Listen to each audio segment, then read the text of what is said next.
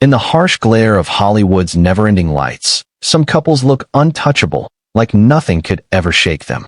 Nicole Kidman and Keith Urban? Yeah, they were one of those illusions. Two souls wrapped in success, grace, and redemption. She was the ethereal queen of cinema, the woman who survived a decade under the shadow of Tom Cruise and clawed her way out of heartbreak to become Hollywood's quiet flame. He was the country boy turned global sensation, a self-made man who dragged his voice out of addiction, loneliness, and raw Southern grit.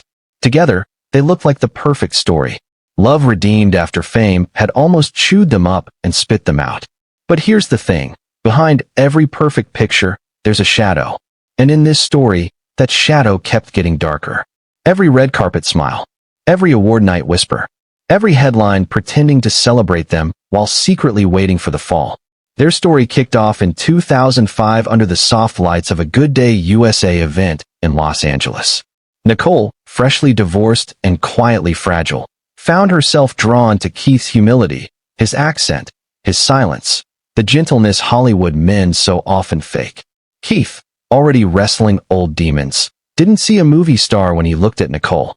He saw salvation, someone whose pain mirrored his own. By June 2006, they were married in Sydney, their vows echoing through the gothic beauty of St. Patrick's estate. Cameras flashed like lightning that night. But for once, they seemed immune to the storm. Problem is, storms in Hollywood never stay far away. Keith's addiction struggles were public, but almost nobody knew how deep they ran. Just 4 months after the wedding, he checked himself into rehab.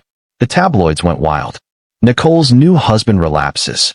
They turned the most human act, asking for help, into a pity-soaked headline. But Nicole stayed. She canceled press tours, skipped premieres, flew across the country just to sit with him in silence. For her, loyalty wasn't some performance. It was a promise she'd made to herself long before she made it to him. For a while, it worked. They rebuilt quietly in Nashville, raising their daughters, Sunday and Faith, in a home filled with laughter and music. But fame? Fame is a savage guest. It doesn't knock. It just barges in. By 2016, whispers started slipping through the cracks. A backup singer. A private tour. Weird absences. The same magazines that once crowned them Hollywood's most unbreakable couple were suddenly throwing around words like affair, jealousy, emotional distance. At first, Nicole brushed it off. She'd survived worse. But as the rumors kept growing, they started poisoning the air inside their house. Friends noticed the vibe shift. Nicole stopped showing up to certain concerts. Keith stopped mentioning her in interviews. The warmth that once lit up their red carpet appearances cooled into polite smiles that screamed exhaustion. Then came the story that shattered everything, an alleged affair. No one knew the full truth. Maybe that's what made it worse. Some said it was emotional. Others swore it was physical. A whisper became a wave, and that wave slammed into every corner of their marriage. The woman at the center of it all, unnamed, unseen, turned into a ghost haunting their every move. Hollywood fed on it. The same city that once crowned them the last good thing now devoured them like wolves in the dark. Talk shows speculated. Paparazzi camped outside their gates. Online forums dissected their love like it was some cold case file. Nicole stayed composed, rocking that porcelain mask she'd perfected over decades of public heartbreak. But inside, she was unraveling. Friends said she felt distant, quiet, somewhere else. Keith retreated into music. His songs grew heavier, lonelier. On stage, he smiled. Off stage, he stared into nothing. The scandal wasn't just gossip. It was a slow bleed. 1,000 tiny cuts disguised as curiosity. And it forced them to confront the one thing every Hollywood couple eventually faces, the thin line between love and survival. By the time the dust settled, something sacred was gone. The fairy tale that once defined them turned into a cautionary whisper, floating through studio corridors. But that wasn't the end. Because what happened next, the confrontation, the silence, the brutal rebirth of two broken people, would decide if love could survive addiction, fame, and betrayal. In Hollywood, betrayal doesn't start with a kiss. It starts with a whisper, a late-night text, a quiet laugh in a dressing room, a secret that feels harmless until it's not. For Nicole Kidman and Keith Urban, it began just like that. A whisper that grew into a storm strong enough to rip through everything they'd built. It was during Keith's Ripcord World Tour, when his career was roaring again. Crowds wild. Music reborn. Fame came back like an old lover. Seductive, demanding, dangerous. Meanwhile, Nicole was deep inside Big Little Lies, the HBO series that would win her an Emmy and force her to live inside the mind of a woman quietly destroyed by love. Two exhausted people. Two performers. Two perfectionists in different cities. It was only a matter of time before distance cracked the door open to vulnerability. The woman linked to Keith was never officially named. Some said tour assistant. Others said backup singer. Someone always around during those long road nights. What made it sting wasn't just that it sounded possible, it was the timing. Nicole had just told the world, "Keith saved me." He truly did. Weeks later, headlines screamed, "Keith Urban's secret affair exposed."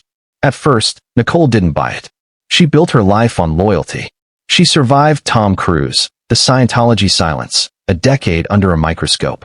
She wasn't about to let gossip wreck her second chance. But when friends started calling, when those same headlines stared back at her from every Beverly Hills newsstand, something inside cracked. For days, she said nothing. No calls. No texts. No tears. Just silence. The heavy kind that screams louder than any argument. Keith tried reaching her. Nothing. "It was the longest week of my life," he later admitted. When they finally met, it wasn't in some mansion. It was in their small house outside Nashville, their real home. No stylists. No assistants. No cameras. Just two people and a truth too painful to say out loud. She asked one question. "Did you love her?" He didn't answer right away. He looked down. That silence. It hit harder than any confession. For Nicole, that was enough. Not proof. Just pain. The kind that settles into your bones and changes how you look at someone forever. Friends said she left that night. Drove herself to a hotel. No entourage. No security. For 2 days, she disappeared. The media thought she was in Los Angeles. She was actually alone in a small inn near Franklin, Tennessee, sitting with a notebook and her thoughts. Then something unexpected happened. Keith showed up, not with flowers, not with PR apologies, but with a guitar. He didn't beg. He didn't justify. He just played. Song after song. Every note felt like confession. Every lyric, a wound. It wasn't some cheesy love ballad. It was a requiem. For trust, for innocence, for the version of their marriage that once felt bulletproof. Nicole listened, tears falling quietly. When the final note faded, she whispered, "Then we start over." But starting over isn't forgetting. Hollywood caught wind fast. Suddenly the same tabloids that trashed them were calling their reunion a miracle. But inside their home, things were fragile as hell. She moved back in, but something had shifted, an invisible space between them that even laughter couldn't close. Keith dove back into work, almost punishing himself with non-stop touring. Nicole poured her pain into art. "Playing Celeste right wasn't acting, it was therapy. Every scene broke me open," she once said. "Sometimes you have to bleed to stay alive." Slowly, not perfectly, they began to heal. Therapy sessions. Phone-free nights. Dinners without words. Learning to sit in the same silence that once nearly destroyed them. Still, Hollywood wouldn't let it go. Every red carpet kiss got zoomed in on. Every smile analyzed. Was it real? Or just for show? But they stayed. Because love isn't always about fairy tales. Sometimes it's about endurance. About standing together when the world says you shouldn't. The affair shattered the illusion, but it also stripped them down to truth. Even in ruins, there can be grace. Still, for Nicole, the scars never fully faded. And in the years that followed, they both learned something brutal. Surviving betrayal means you never love quite the same way again. Redemption in Hollywood is tricky. It looks like forgiveness, but underneath there's calculation, fear, and exhaustion. For Nicole Kidman and Keith Urban, redemption wasn't some glossy love wins cover. It was daily work. A quiet pact between two hearts too stubborn to quit and too wounded to be whole. They rebuilt through small things. Morning coffee in silence, handwritten notes tucked into suitcases, late-night calls that started with tears and ended with promises. "We can make it," Keith told her once. Nicole didn't answer. She just looked at him with those eyes, the same eyes that survived Cruise, the industry, and the loneliness of success. Eyes that no longer believed in fairy tales. Their marriage became a tightrope between love and performance. Outside smiles. Inside, two people relearning how to speak after a war with no winners. The world clapped for them. But staying isn't always strength. Sometimes it's just fear of losing the last person who knows your secrets. Keith spoke about gratitude in interviews. "I'm lucky," he said. "Nicole is my rock." But those close to him knew he carried guilt, a quiet weight that fueled endless tours and late-night songwriting. His music shifted. Confessional. Songs like Blue Ain't Your Color and Parallel Line carried regret beneath the melody. They weren't just tracks. They were apologies written in chords. Nicole found refuge in transformation. Acting was her armor, the only place she could bleed safely. In Big Little Lies, she didn't just play Celeste. She became her, the broken wife, smiling through bruises, forgiving because she didn't know how not to. "Acting is truth," she told Vanity Fair. "Sometimes it's the only place I can be honest." For the first time in years, Keith stood quietly behind the monitors during her shoots, watching. Later, he admitted it was beautiful and painful to see their private hurt performed under perfect lighting. "It's like watching your own sins on display," he said. And still, there were glimpses of healing. Their daughters, Sunday and Faith, became their anchor. Sunday, old enough to start asking real questions but still young enough to believe in magic, once told her mom, "You're happiest when Dad's playing music." That line, Nicole never forgot it. Not ever. So she started showing up to his shows again, standing way back in the crowd, low-key, nowhere near the cameras. And one night in Nashville, when Keith spotted her out there, he straight up broke down in the middle of a song. Just lost it. After the concert, he found her backstage and said, "You keep showing up. I don't deserve it, but you do." Healing is never linear. Some nights were gentle. Others were brutal as hell. There were moments Nicole would wake up in the middle of the night, staring at the ceiling, replaying everything. The silence, the shame, the humiliation of being pied by strangers. She once told a friend, "The hardest part isn't forgiving him. It's forgiving the version of myself that let it happen." Keith, for his part, turned inward. Sobriety became both his refuge and his punishment. He swapped alcohol for prayer, parties for long studio nights. His producer once said, Keith started writing music that sounded like confessions whispered to God. In one unreleased song, he wrote, "If grace had a sound, it would be her voice. If heaven forgave, it would do it through her eyes." That line later showed up, slightly changed, in a live performance fans took as a tribute to Nicole. Still, the tension between fame and fragility never really left. Every time a paparazzo shouted her name, she flinched. Every time he left for another tour, she wondered if the distance would wreck them again. Hollywood loves a comeback, sure, but it also low-key loves watching people crash twice. By 2018, they'd become symbols of survival. Interviews framed them as proof that love conquers all. But they both knew that was kind of a lie. Love doesn't conquer everything. Sometimes it just endures, quietly, imperfectly, stubbornly. Nicole once said, "We don't have a fairy tale marriage. We have a real one." Not many people realized how brutally honest that was. Redemption came with a price. They had to kill off parts of themselves, pride, independence, the dream of perfection, to make space for forgiveness. The world saw the smiles again, but both of them carried ghosts they couldn't exorcise. There was a charity gala in 2019 where they stood on stage, hand in hand, while the crowd cheered. Keith kissed her cheek, whispered something, and she laughed softly. Cameras caught it. Magazines called it pure love. But those close enough swore they saw something else in her eyes, gratitude tangled with grief. The quiet knowing that even when you stay, something is gone forever. And weirdly, that was the beauty of it. They stayed, not out of denial, not out of weakness, but because they finally understood what love really is. Not fireworks. Endurance. Not bliss. Mercy. Nicole once told a friend, "When you've been through hell together, you stop asking for heaven. You just ask for peace." For a while, peace felt possible. They built a quieter life away from Los Angeles, in a home surrounded by trees, guitars, and their children's laughter. It wasn't the life they'd imagined, but it was theirs. Still, Nicole knew deep down, scars don't disappear.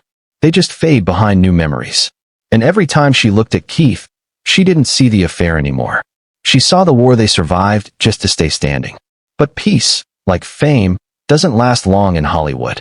Just when the world stopped talking, When it felt like the storm had finally passed, another secret started surfacing. Something that would test not just their marriage, but their belief in redemption itself. The truth wasn't over. It was just waiting. There's a strange silence after forgiveness. Too still. Too clean. Like a wound stitched up before it's actually healed.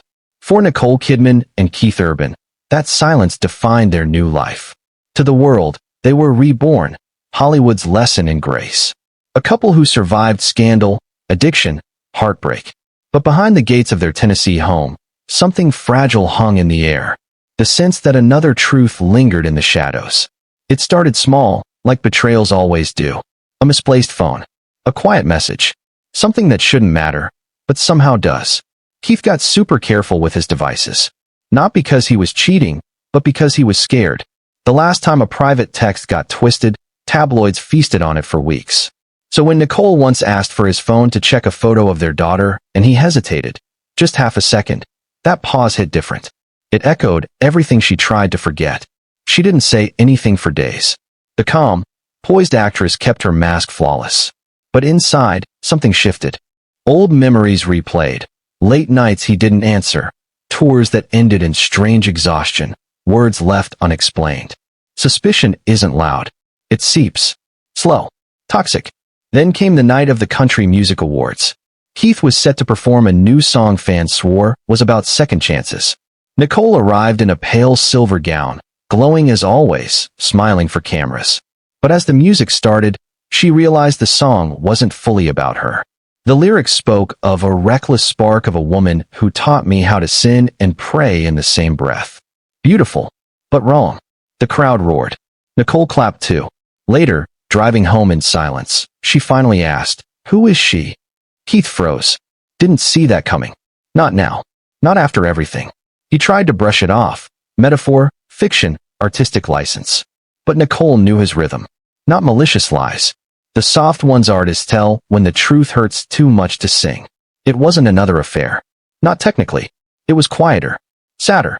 An emotional relapse. During a long stretch of his 2017 tour, he'd grown close to a songwriter. Someone who understood the loneliness of the road. They wrote together. Confided. She became, in his words, a mirror I didn't want to look into. He ended it before it crossed a line. But Nicole found out later, not from tabloids, but from the music. And that cut deeper. "I can forgive what I see," she told him once. "But I can't forgive what I feel without proof." The months after were suffocating. They lived like strangers under one roof. Every word measured. Every gesture careful. Their daughters sensed it, the quiet dinners, the forced laughter. To the world, they were unbreakable. To themselves, they felt like ghosts. Keith drowned in guilt. Sobriety kept him clean, but not safe. He stopped writing for months, something he hadn't done since he was a teenager. "I'd sit in the studio for hours," he later said. But the music wouldn't come. It was like I was waiting for permission to breathe. Nicole threw herself into work, filming The Undoing, a story about a perfect marriage unraveling. Art mirrored life in the most savage way. Every tear, every breakdown on screen pulled open something real. Crew members whispered about how haunting she was. They didn't know she wasn't acting half of it. Then the pandemic hit. No tours. No sets. No distractions. Just truth. One night, after a long dinner thick with silence, Keith finally said, "I can't do this halfway anymore." Nicole looked at him the way she had years before, and said quietly, "Then tell me everything." It wasn't a fight. It was a reckoning. He talked for hours, about loneliness, about the pressure of being Nicole Kidman's husband, about feeling like he always had to be the lucky one, about needing, just for a moment, someone who saw him not as a star or a redeemed addict, but as a man still unsure he deserved love. Nicole didn't cry. She listened. And when he finished, she said, "Then I forgive you. Not because you deserve it. Because I need peace." Something shifted that night. For Keith, humility. For Nicole, release. Redemption stopped meaning fixing what was broken. It meant living with the cracks. They went to therapy. Took barefoot walks in their garden. No phones. No cameras. For the first time in years, they were alone without fear. Keith started writing again, with Nicole's blessing. One song from that period, Crescent Moon, never made an album, but those who heard it called it his most honest work. The chorus ended with a line fans still quote, She loved me when I was a lie. She stayed to teach me how to tell the truth. Nicole later said, "Forgiveness isn't a moment. It's a lifetime decision." The smiles returned. The hand-holding. The quiet glances. What the world didn't see were the silent nights, the uncertain mornings, the whispered prayers. The secret that almost ended them didn't destroy them, but it changed them. Stripped away the glamour, the myth, the fairy tale. What was left was smaller, raw, real. Maybe that's what love actually is. Not the absence of betrayal, but the guts to rebuild trust knowing it could shatter again. And their story still wasn't over. Because when love survives destruction, it becomes something fragile, a faith tested by every shadow. Healing didn't arrive with fireworks. It came like morning light through half-closed curtains, soft, unsure. The years after their last reckoning were quieter, less shiny, more human. The tabloids got bored. The whispers faded. What stayed was the stubborn, daily work of trying again. They moved away from Los Angeles, choosing Nashville's stillness. For their daughters, it felt like freedom. For Nicole, it felt like exile, but a necessary one. She needed distance from flashbulbs and old echoes. For Keith, Nashville was home soil. But this time, he carried a wife and 2 daughters who demanded honesty over applause. Mornings were simple. Keith made coffee before sunrise. Nicole read by the window. They didn't talk much, but the silence had softened. Not sharp anymore. Not heavy. The girls would climb into bed with them, and Nicole's laughter, once so rare, filled the room again. It was ordinary, messy, real, and that ordinariness saved them. Keith stopped running. Fewer tours, fewer interviews. "I'd been chasing applause," he later admitted to Rolling Stone. "What I needed was quiet." That quiet shaped his next album, songs about stillness, forgiveness, home. Critics called it a rebirth. He just called it truth. Nicole entered a new creative chapter too. In being the Ricardos and later expats, she leaned into fragility. When asked how she accessed such raw emotion, she said, "You don't act pain. You remember it." Their marriage grew stronger, but stayed tender. Scarred. Because trust isn't rebuilt through words. It's rebuilt through time. Every trip Keith took needed reassurance, like, "We good, right?" Every scene Nicole filmed with another man demanded straight-up faith. They learned to talk without getting defensive. No accusations. No drama. Just real acknowledgement. Therapy helped a lot. So did a little distance. There were weekends when Nicole stayed in Sydney with family, while Keith stayed in Nashville writing songs. But this time, that distance didn't feel like danger. It felt like space. The healthy kind, the kind that lets you breathe. Friends who visited could see the shift. The laughter came back. The easy gestures, a hand on the shoulder, a look across the room, didn't feel forced anymore. One friend said they looked like 2 people who'd finally stopped pretending to be perfect. And honestly, that hit. But peace, even the soft kind, comes with a price.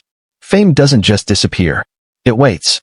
Whenever Nicole showed up to an award ceremony alone, the whispers started again. Is Keith okay? Are they still together? The media, allergic to stability, needed drama to survive. But this time, they ignored it.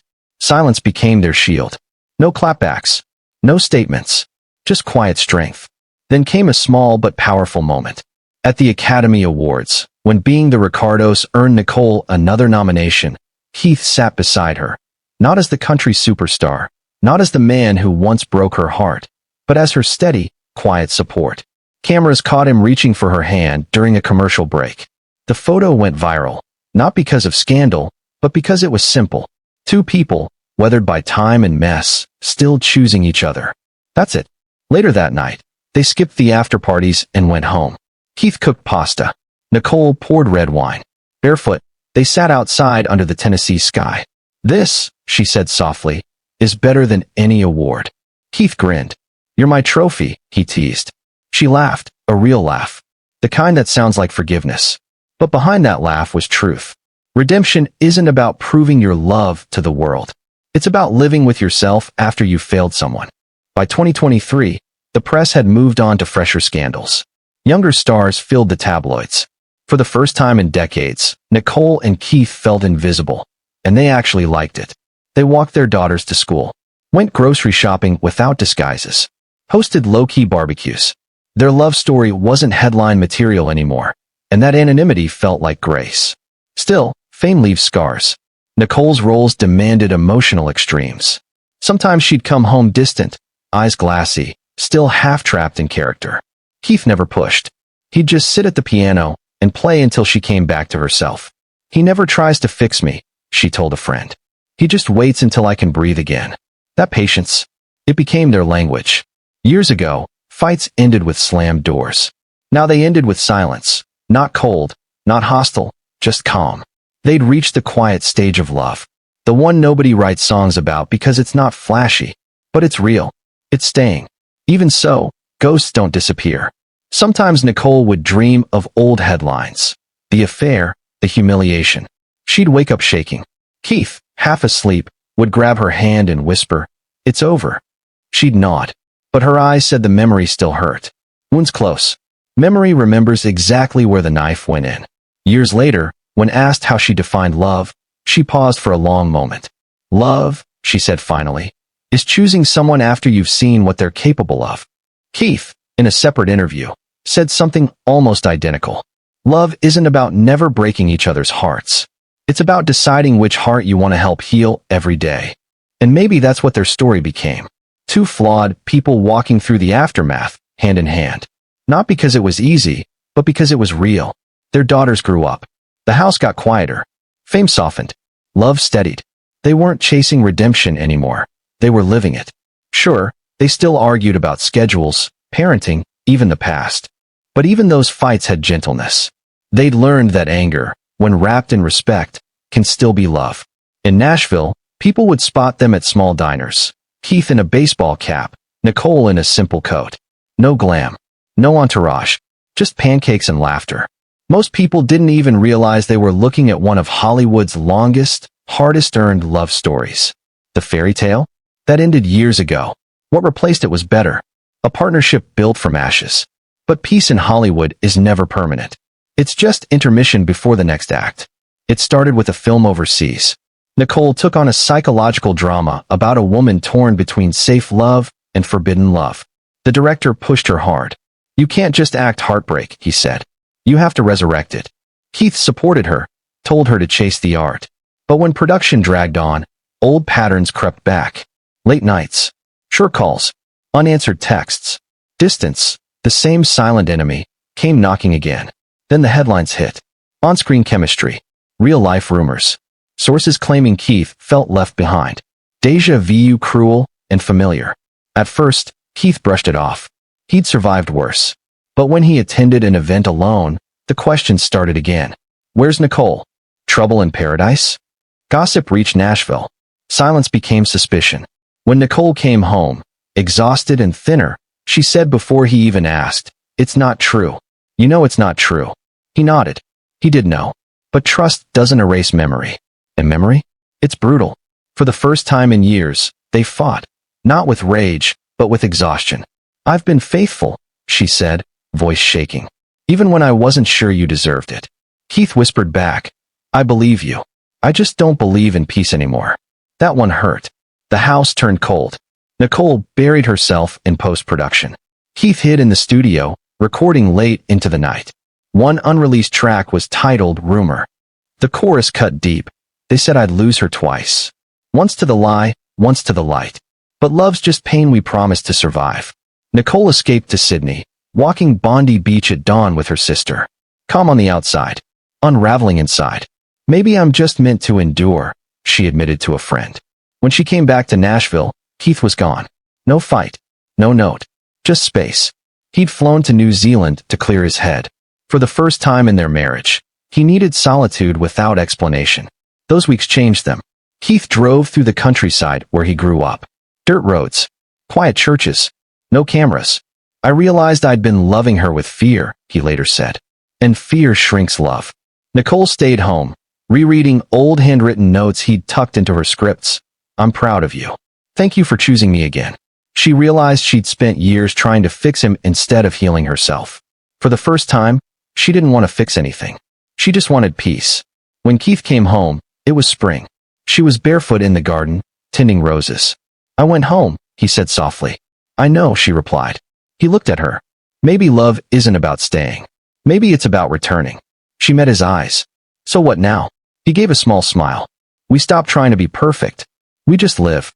That night, they ate under string lights. No music. No performance. Just crickets and clinking glasses. Hollywood kept talking. It always does. But they stopped caring. Nicole stopped answering questions about her marriage. It's mine, she said once. And that's enough. Keith's next album wasn't about pain. It was about gratitude. One track, The Garden We Grew, captured that spring night. Success didn't mean fame anymore. It meant peace. They traveled quietly. Kyoto, Florence, the Outback. No posts. No anniversary announcements. Their love became private. Sacred. Their marriage wasn't a fairy tale revived. It was a cathedral rebuilt from ruins. When asked what kept them together, Keith said simply, "She forgave me once. I've been trying to deserve it ever since." Nicole later said, "If people remember me, I hope it's not for awards. I hope it's because I stayed, not out of weakness, but because I believe love, even broken, is still holy." In a town built on illusion, they did something rare. They survived each other and chose love anyway. Hollywood remembers beginnings and endings. It forgets the long middle where survival happens. But that's where their legacy lives. Not just in awards or albums, but in endurance. In refusing to let failure be the final word. Late at night in Nashville, their story doesn't belong to tabloids. It belongs to them. Two souls who walked through addiction, betrayal, humiliation, and silence, and found grace anyway. Nicole's strength didn't come from never breaking. It came from breaking and still choosing kindness. Resilience isn't toughness, she once said. It's softness that refuses to die. Keith changed too. The restless man who once chased chaos grew quiet. He finally understood something simple. Love isn't an audience. It's a home. He didn't sing anymore to prove anything to anybody. Nah, he sang to remember what had saved him in the first place. Together, they became something like a parable. Yeah, a living one. Their story moved in whispers between generations of artists and dreamers who roll into Los Angeles chasing immortality like it's some kind of golden ticket. Look at them, people would say. They went through hell and stayed. But staying, they both knew, wasn't the miracle. The real miracle? Learning to live without certainty. Because for all the glamour, fame is a straight-up merciless thief. It steals your privacy. It twists the truth. And it turns love into a spectator sport where everybody thinks they've got front-row seats. Nicole and Keith figured out that the only way to survive that madness was to let the world talk. Let them gossip, speculate, do their thing, and then quietly walk away from the noise. "We stopped defending our story," Keith once said, "because it doesn't belong to anyone else." Their daughters, now grown into young women, didn't grow up in Hollywood's glow. They grew up in its shadow, watching two imperfect parents build a home out of lessons most people don't even live long enough to learn. "We wanted them to see love as real," Nicole explained. "Not as a fantasy. Real love limps. Real love forgets. Real love forgives." Every scar left by their public life turned into a kind of wisdom. They started speaking softly about forgiveness. Not the movie version where everything fades to black and the music swells, but the daily, human version that demands humility and patience. "It's not romantic," Nicole told a journalist, smiling gently. "It's sacred in Hai Kong Hail." When Nicole received the Lift May Achievement Award at KN, she stood before the world, elegant, poised, radiant as ever, and did something nobody saw coming. She didn't thank producers, studios, or directors. She thanked her husband. "Keith taught me that love isn't something you find," she said, her voice shaking a little. "It's something you build and rebuild with mercy." Keith, sitting in the audience, wiped his eyes. Later he admitted he'd never felt more seen in his life. That night, for the first tea, their story wasn't told as scandal. It was told as survival. A whole generation that had watched them fall in and out of grace finally saw something deeper than the headlines. A marriage that had aged, not rotted. Because in the end, what Nicole and Keith built wasn't some flawless fairy tale. It was alive. A living story. Written in imperfections. Revised through regret. Held together by a fragile kind of faith that just refused to die. They turned scars into endurance. Pain into poetry. And maybe that's why their story still hits. Not because it was picture perfect, but because it was honest. As the years rolled on, the interviews slowed down. The red carpets got fewer.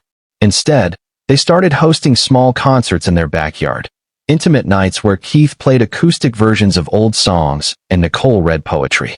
No cameras, no reporters, no sponsorship deals, just friends, music, and light. One guest remembered. Keith sang a song he'd written but never released. It was called The Last Verse. The final lines went, "We walk through fire, hand in hand. Each scar a map, each tear a strand. And though the world forgot our names, she loved me through the ash and flames."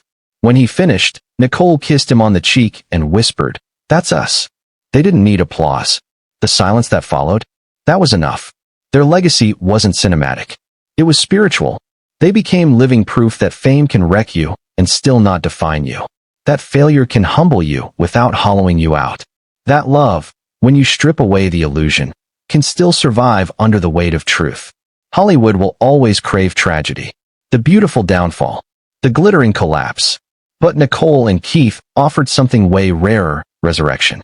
In a world that teaches you to toss aside what's broken, they showed that sometimes the most sacred thing you can do is stay and rebuild. That redemption isn't one dramatic moment of forgiveness. It's the long, unglamorous grind of choosing love every single day, especially on the days it feels impossible. In the final lines of that canned speech, Nicole looked straight into the camera, her eyes shining under the lights, and said, "If this business has taught me anything, it's that nothing you create will last forever, except the kindness you show and the love you protect." And maybe that's the quiet truth behind their scandal, their redemption, and their survival. Because when the lights fade and the crowd moves on, when the songs end and the credits roll, what's left isn't the applause. It isn't even the pain. It's the choice to keep loving in a world that profits off watching you break. Nicole Kidman and Keith Urban didn't just survive Hollywood. They transcended it. And in the silence after their story, something eternal still remains.